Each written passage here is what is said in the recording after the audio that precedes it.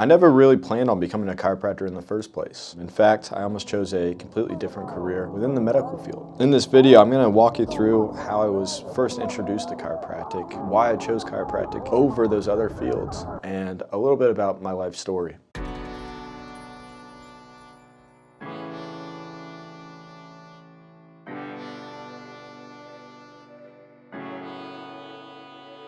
I would say everything kind of started back in 2015. That's when I was graduating from high school in Winchester, Virginia. During that time back in high school, I had been diagnosed with what's known as a osteochondroma. So that is a bone and cartilaginous tumor. For me, it was in my right lower leg on the tibia. It is benign, it's just a growth. I was a pretty high level runner, ran cross country, was hoping to go to college to run as well. Had a lot of offers from all over the country. And so that was my sophomore year where that diagnosis came. And it was because I was having some really bad shin splints. We got some x-rays and they found it, and they decided that if they cut it out, it would stop digging into my calf, which was giving me a lot of discomfort, especially on long runs. That was my first experience with surgery, first experience with the medical system, and I was bummed out that winter to not be able to run. As a result, I spent a lot of time doing rehabilitation with our athletic trainer. They're sports medicine professionals that work from all different environments, but primarily with athletes at the high school setting, college setting, and in professional sports. And so I spent a lot of time with Bart, who was our athletic trainer at John Hanley High School. It was during that time that I really fell in love with what he does on a day-to-day basis, working with athletes which have goals of becoming greater athletes, going to college, and having an opportunity to really grow not only at an athletic level but in their career and in their life. During that time, I started to think about a career in sports medicine. I was thinking about maybe I should be an orthopedic surgeon, be an athletic trainer for a little while, and then become a surgeon, go to medical school. Towards my senior year, a lot of offers for scholarships were coming in, and that was for cross country and track. I was about 130 pounds my junior year, about 170 pounds my senior year, because I got really big into bodybuilding and weightlifting. I started to actually learn the body quite a bit. I wanted to know how to contract these muscles, how to put on more size, and from there my anatomy started to grow and started to take off. And so from bodybuilding, from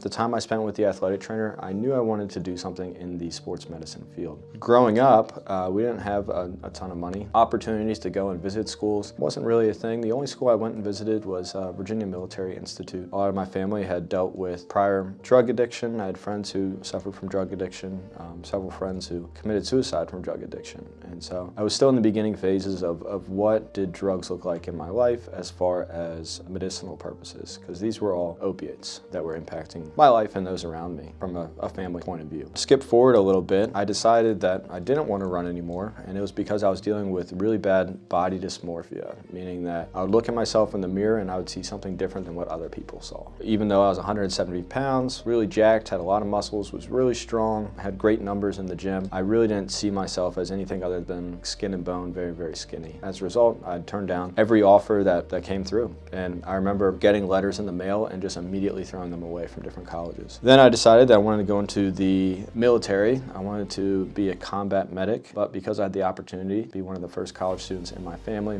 really, really pushed me that summer to apply to college, and that's how I ended up going to Bridgewater College, which was close to home. My stepfather at the time was a graduate from there, and I also saw that they had a fantastic athletic training program. First time I was on campus was the day that I moved in. It was quite the experience, met amazing lifelong friends, and that is what really pushed me further along the athletic training path. As an athletic training student, it's very, very vigorous. It's very difficult. As a freshman, you have to do 200 hours of observation where you're just in the athletic training room, in it all day long, but you can't touch anybody. All you can do is make ice bags, fill up water bottles. You get to be around the athletes, be around the athletic trainers, but you don't get to physically do anything yet. And so it's not till you finish your pre-placement hours that you apply to get into the program. Luckily, I was one of, I think we started out with 12 people in the class and graduated with about 7 by the end of it. And that was for that program specifically, back when it was still a bachelor's and not a master's. So this was 2015, 2016. As an athletic trainer, you work with all of the different sports teams at the college. So I was with baseball, football, cross country, track, volleyball, women's basketball. So I got to see how athletes operate from all angles, got to work very closely with medical doctors and orthopedic surgeon, also an osteopath. From there, I also had the opportunity to start my medical rotations. After being at the high school setting and the collegiate setting,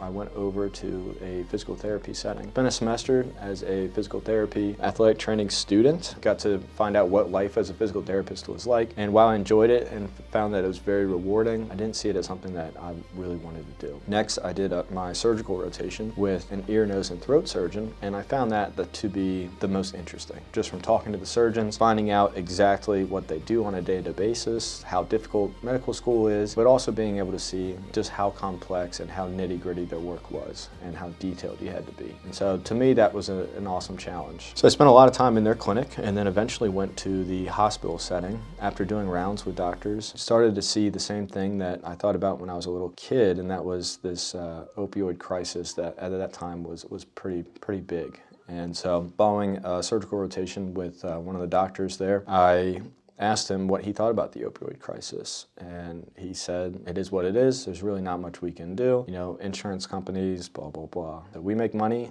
by prescribing these medications. What happens with the patient is kind of on them as far as what they choose to do. And so for me, that kind of turned me off from medicine quite a bit. Even though I had a fantastic opportunity to go to the University of Las Vegas Medical School, I ended up turning that down and found myself lost in the water again.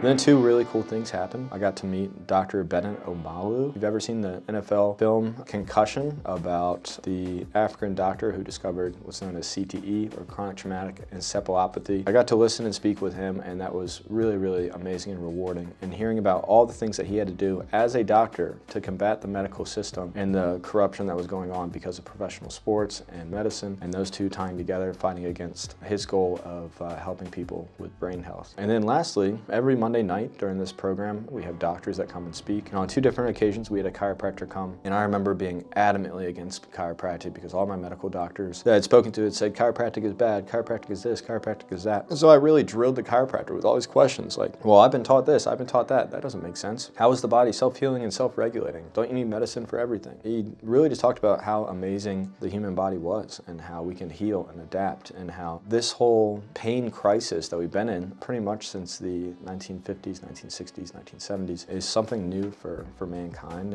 and the fact that it's no longer okay to feel sore.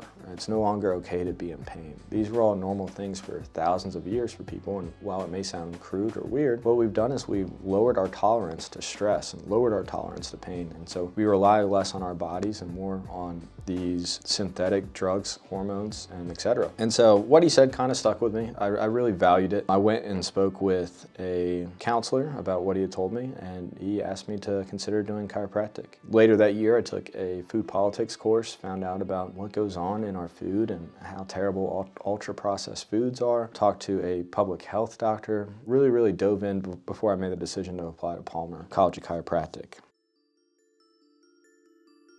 I tell you all this because it's not always a straight path for people to become chiropractors. A lot of times it's a second career. It's a very rewarding career, but it is difficult because as a chiropractor, you're going to hear all the time, and I'm sure people will say in the comments, you're not a real doctor, you're not a real doctor, you're not a real doctor. But I would challenge you to take a look at the curriculum of chiropractic schools and compare that to that of medical schools. The American Medical Association did a study in 2011 comparing our curriculums, and you'll see exactly what we study, exactly what we go through. It was a challenging process to take 5 national boards, pass state exams. All that really built up my confidence to be able to say, like, while I may not be a real medical doctor, I am a real doctor of chiropractic. And hopefully I can help people stay off of the opiates that greatly impacted my life, from losing friends to family members, and prevent patients in the future from going on them. I say all this not to have sympathy, but to have hope for the future, that as we continue to move things along here, I think people are becoming more aware of the toxins and inflammatory nature of a lot of the foods that we see today. And I would challenge you to dive deeper into chiropractic and see what it's all about,